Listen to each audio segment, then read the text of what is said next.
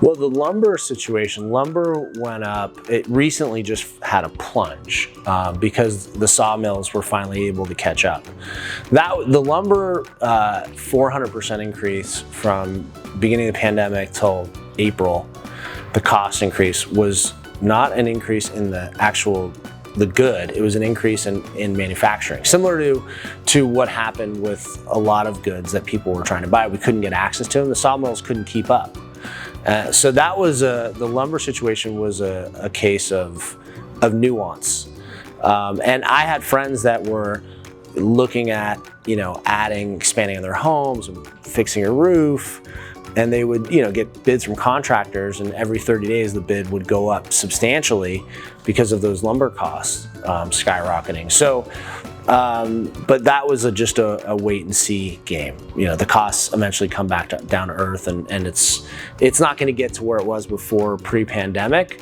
But really, the timing of your home project could have been affected pretty significantly if you weren't watching the news and realizing that it's not a cost issue, it was a supply issue.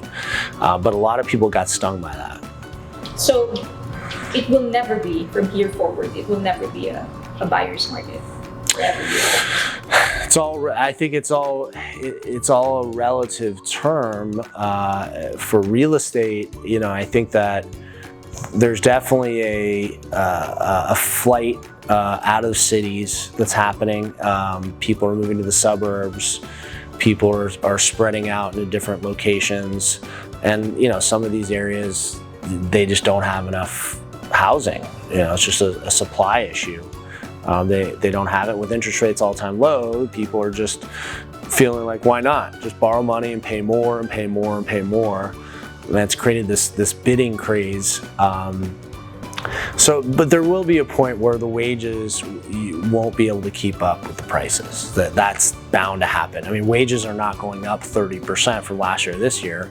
So the people that are buying those houses are really extended. They're overextended, which is really the worst thing you can do, which for a lot of people is the biggest investment they ever make. To be overextended on a mortgage is a scary proposition. So I think we'll see a flattening by first quarter next year. I think things will calm down.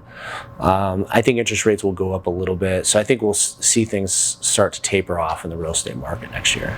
If you have any more questions about investing in precious metals, check us out at noblegoldinvestments.com or give us a call 877-646-5347.